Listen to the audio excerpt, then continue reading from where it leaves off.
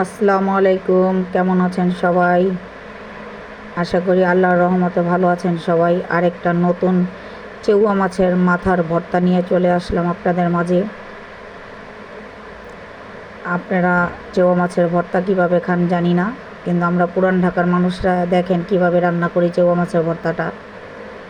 শুকনা মরিচ, রসুন, পেঁয়াজ, চেউয়া মাছের মাথা হালকা তেলে টেনে পাটায় বেটে নেব।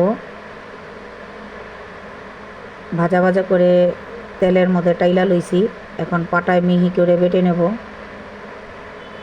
বাটা হয়ে গেছে। সামান্য একটু তেলের মধ্যে আমি আধা পরিমাণ পেঁয়াজ ব্রেস্তা করে নেব।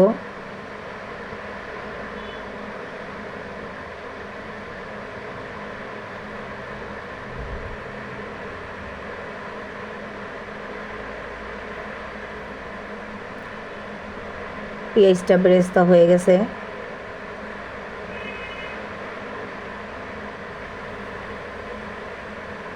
এখন বেটে রাখা চেউয়া মাছের মাথাগুলো, আদা, রসুন, পেঁয়াজ, শুকনো মরিচ, চেউয়া মাছের মাথা এগুলো বেটে রাখছিলাম, এগুলো এখন দিয়ে দেব। আমি এটার সাথে কোনো রকম পানি অ্যাড করিনি, শুধু লবণ দিছি।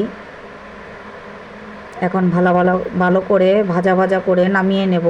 আপনারা এইভাবে চেউয়া মাছের মাথাটা ভর্তা করে খেয়ে দেখবেন। ওদিনকার ঘরে পাতিলে ভাত থাকবে না, শেষ হয়ে যাবে। একটুখানি ভর্তা দিয়ে 1 প্লেট ভাত খাওয়া যায়।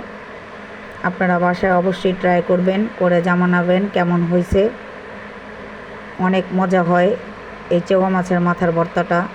আমার মাথার ভর্তাটা প্রায় হয়ে আসছে, আমি নামিয়ে নেব। আপনারা বাসায় ট্রাই করে আমাকে কমেন্ট করে জানাবেন কেমন হয়েছে। আল্লাহ হাফেজ।